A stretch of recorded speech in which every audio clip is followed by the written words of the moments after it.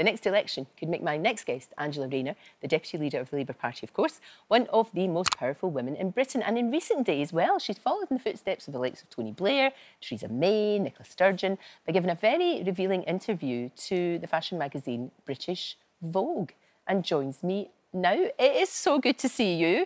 What an experience. How was it, being in Vogue and, getting all that sort of, like, almost Hollywood treatment, I suppose, now, eh? It was really strange. Was it? Yeah, so my team said that Vogue had approached me and I'm like, I can't do Vogue. And they're like, you do not turn Vogue down. You have to do it. You just have to do it. But I did find it really strange. But they were all really lovely. And it did feel like a bit like Julia Roberts when she was getting all the clothes put on her and having her hair done. And it did feel a bit strange. No. And then everyone was watching us while I was getting photographed on location. All these people in Liverpool were watching, walking by and thinking, who's that person? But the thing is, you said you don't say no to British Vogue, and actually, in a way, it reaches a different audience, doesn't it? It's probably going to reach a lot of people, men and women, because men and women obviously read the magazine, who maybe don't know that much about you. Yeah. And maybe have got an idea in their head of what they think you are, from what they've read. But then this gives you a chance to tell your story, and you're very open about it. Yeah, and when I did the interview, Francis is a really lovely person, and we did an interview over a couple of days, and, it was a quite personal interview, but I also felt that it kind of links to what's going on today, because what frustrates me is I talk about the poverty I grew up in, but the reality is I had a secure home, I got a good job with good wages, I went to Sure Start to help me be a better mum. So all these institutions that were there for me are now not there for people. So it kind of relates to why I do what I do now and how it impacts on people today. Yeah, no, that's very true, actually, because there maybe aren't those safety nets. No, so many people are homeless or in temporary accommodation or in private rented. They can't get the security of their property. And we've seen some of the state of some of the properties that people are living in with their children. The issues around work. People are in insecure work now. They can't get the hours they want. They can't get the pay they need.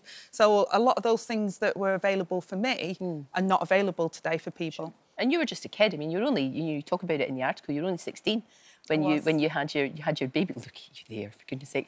Only 16. But that was the turning point, wasn't it? That's when you you have to grow up. Yes. And you have to sort of think, gosh, I've got this, I'm responsible now for this little person, so I actually have to get my act together, which is really when you started sort of on the path to where you are now.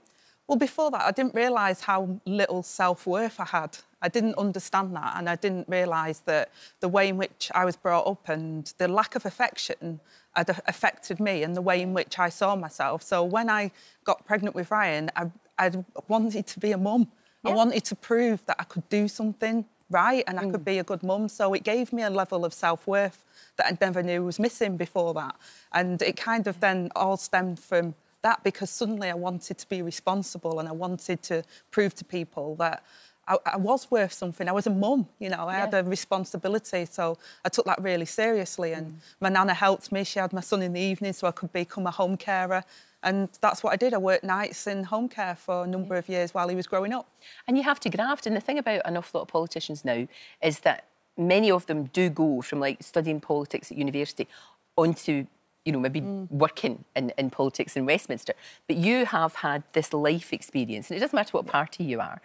That is really important, isn't it? That you've got that behind you, that you've had a life before you go into politics. I really do think it's important, and that diversity of people from different backgrounds I think is really important as well. So today when I hear people talk about it's a lifestyle choice for people, it's like it's no fun not having money. It's no fun if your fridge freezer breaks and you've got no means of replacing it, or your kids come home from school and they've got a hole in their shoe and you're thinking, how am I going to get a pair of shoes because I've got no money at all? Or your kid's off school sick and you're thinking, I can't get into work. How am I going to get to work? These are real challenges that a lot of people in politics, certainly what I see from the government and their rhetoric at the moment, is they just don't understand how difficult it is. They've probably never had to do that. The vast majority wouldn't really understand that. It's that thing of, if you're a minister, you're in a car and you don't really understand that actually people are stuck in traffic and they can't get to their work and the frustrations and all of that. And I get that completely.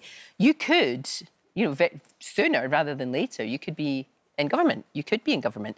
It's looking very likely. Are you ready? Are you ready for that? Are you ready to, again, we talk about diversity. You will have to talk to people that you might not agree with. Yeah. Because I think we have to actually all work together. Yeah. Or we're never going to get out of this. And I did that when I worked with the government to get SRE in schools, sex and relationship education in schools, because it was really important that we did that. So we do that, and we are ready. We've been working really hard since Keir took over as leader and me in deputy, and we've got Rachel as the Shadow Chancellor. We've been working really hard with our Shadow Cabinet to have detailed plans, and that's what we've been doing over the last 12 months is the headline plans that we had, we've been going into detail about how we would be able to implement them, because we know that things are going to be difficult, but people have got to have some hope that there's going to be improvements. We've seen the COVID inquiry, and it's heartbreaking. And it's just, you look at it and you're thinking, oh, my God, is that what was happening? And we've got to have serious government that are actually going to do the hard yards to make a difference for people's lives, because people are working, they're working their socks off. They can't work harder than they are. We've got to then have a government that's going to work really hard for them, and we know that responsibility, and I understand the sense of duty in that, because the people that gave me opportunities when I needed it the most, I get that that's what our next Labour government needs to do. You need to pass it on. You do. It doesn't matter. Again, it's a cross-party thing.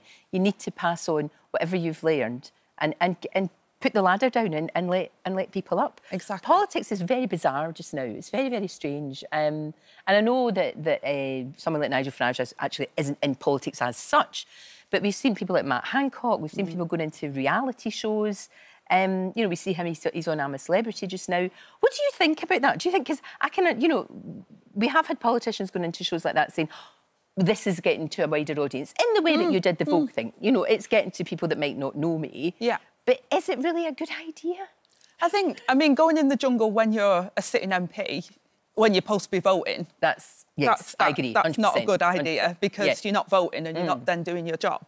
But I think, you know, trying to reach broader audiences by showing a bit more of what politicians are, I think it's really important. Because one of the things people say is, I'm not your average politician. I don't talk like other politicians. I don't act like them. And it's like, I'm a human being. And the more we can show that we're human beings as politicians as well, I think will be helpful for people to relate to us. So I think by sharing who I am, gives people a little bit of me, and then they understand why I do what I do and why I'm passionate about things. And I think if politicians can reach a wider audience, then that's great, but it shouldn't detract from the day job. No, indeed. Maybe when they're done and they're finished. Yeah, when they're done, you know, Ed Balls was good fun on Strictly, so, you know. I think Anne Whitcomb, she was quite entertaining as well, so... Yeah.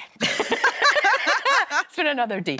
Thank you so much for coming in. Great to see you. Really good to see you, Angela. And such an interesting article in Vogue that a lot of people feel that they know you a lot better. Because oftentimes we just go by what, like I said, by what we see, what we hear. But when you hear it from the person, it's so much better. It'll be on my mum's wall now. It'll be on your mum's wall. Absolutely. Well, that's the whole point, thankfully, isn't it? That's why. Thank you very much. Thank you.